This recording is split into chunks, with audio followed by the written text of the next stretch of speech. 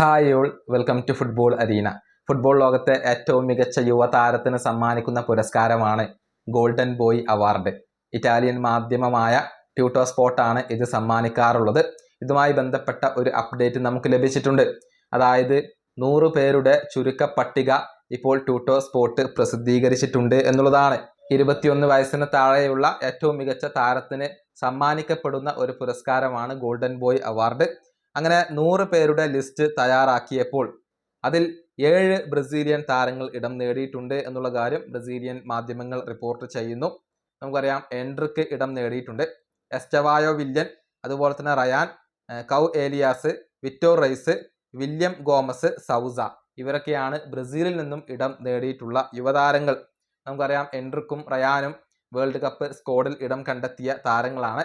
Estevao വില്യന്റെ കാര്യത്തിലേക്ക് വരുമ്പോൾ വലിയ പ്രതീക്ഷയുള്ള താരമായിരുന്നു എസ്റ്റവായോ വില്യൻ. പക്ഷേ പരിക്ക് കാരണം വേൾഡ് കപ്പ് സ്ക്വാഡിൽ നിന്നും അദ്ദേഹത്തിന് പുറത്താവേണ്ടി വന്നു എന്നുള്ളതാണ്. ഇനി ഇതിന്റെ ഇൻഡെക്സ് കൂടി ട്യൂട്ടോ സ്പോർട്ട് ഇപ്പോൾ പ്രസിദ്ധീകരിച്ചിട്ടുണ്ട്. അതുപ്രകാരം നിലവിൽ 1-ാം സ്ഥാനത്ത് ലാമിൻ യമാലാണ്.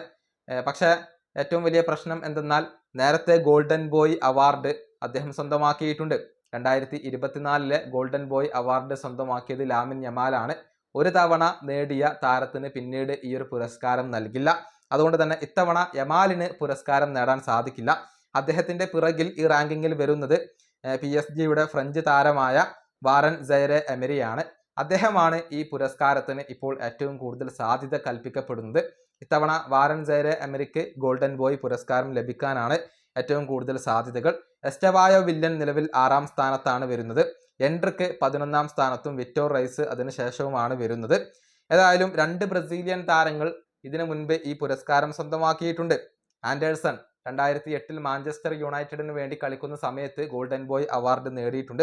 2009 AC മിലാന് വേണ്ടി കളിക്കുന്ന സമയത്ത് അലക്സാണ്ട്രെ പാറ്റോ ഈ ഗോൾഡൻ ബോയ് പുരസ്കാരം നേടിയിട്ടുണ്ട്. ഈ 2 പേരാണ് ബ്രസീലിന്റെ ചരിത്രത്തിൽ ഗോൾഡൻ ബോയ് പുരസ്കാരം സ്വന്തമാക്കിയിട്ടുള്ളത്.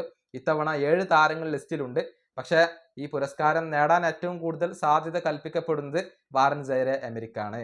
ഈ വീഡിയോ അവസാനിപ്പിക്കുന്നു. അടുത്തൊരു വീഡിയോ കാണാം.